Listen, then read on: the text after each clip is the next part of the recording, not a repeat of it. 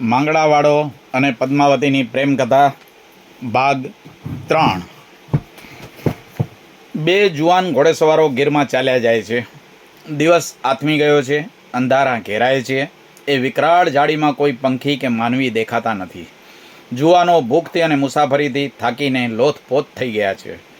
ઘાટા જંગલમાં રસ્તાની એક બાજુએથી માંડણામાં બેઠેલી એક ભેંસ ઊભી થઈ અને ચાલવા લાગી। જુવાનો જોઈ રહ્યા। એક કહે, આજ તો આવડી આજ ભેંસના દૂધે વિયાડું કરીએ। અંધારે અંધારે ભેંસનું પૂંછડું પકડીને અસવારો ચાલવા લાગ્યા।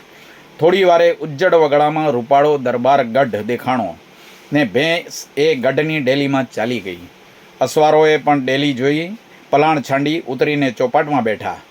ગઢ મોટો, પણ પ્રમાણમાં કોઈ બોલચાલ સંભળાતી નથી, કોઈ દરવાન હાજર નથી। ઘડીક થયું, ત્યાં સફેદ વસ્ત્રોવાળો ખૂબસૂરત યુવાન આવીને ઊભો રહ્યો। મૂંગો મૂંગો બાથ ભરીને મહેમાનોને ભેટ્યો।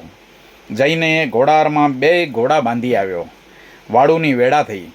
જુવાને ઓરડામાં ગાદલીઓ પથરાવીને 2 પારોણાને જમવા બેસાડ્યા।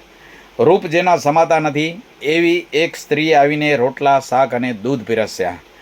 રાતે ઓસરીમાં મહેમાનો માટે ઢોલિયા ઢાળાણા।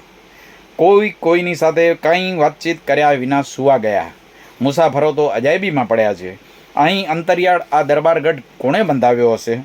આવડા મોટા ગઢમાં સ્ત્રી પુરુષ 2 જ જણ સી રીતે રહેતા હશે? બોલતા ચાલતા કેમ નથી? આવા રૂપાળા 2 મોઢા ઉપર દુઃખની પીડા શા માટે? ત્યાં તો અંદરના ઓરડામાં સૂતેલો એ પુરુષ કણસતો હોય એવું સંભળાણું।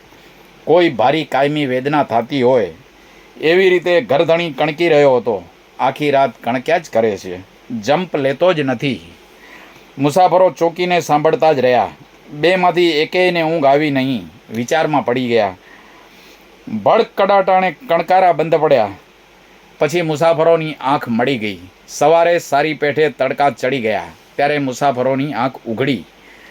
નજરે કરે તો ન મળે દરબારગઢ, ન મળે ઢોલિયા। 2 જણા ધરતી ઉપર પડેલા અને 2ના ઘોડા બોરડીના જાડા સાથે બાંધેલા।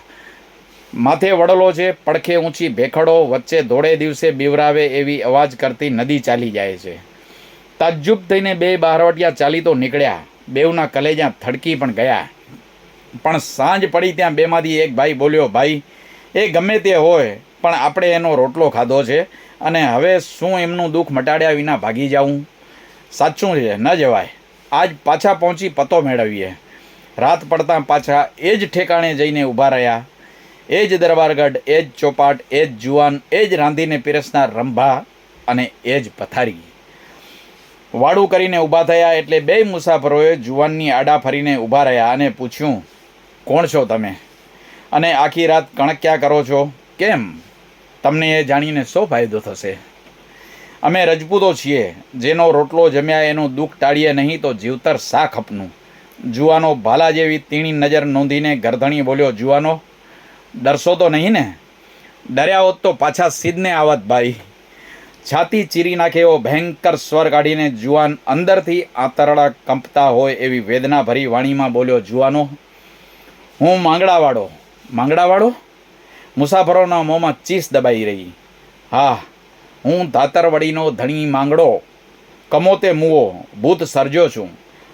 પદ્માને લઈને અહીં એના લોહી ચૂસતો વસ્યો છું। તે દી ચાડવા બાયલની બરછી ખાઈને હું પડ્યો। એ બરછીની કરચ મારી છાતીના હાડકામાં વિંધાઈને ભાંગી ગઈ।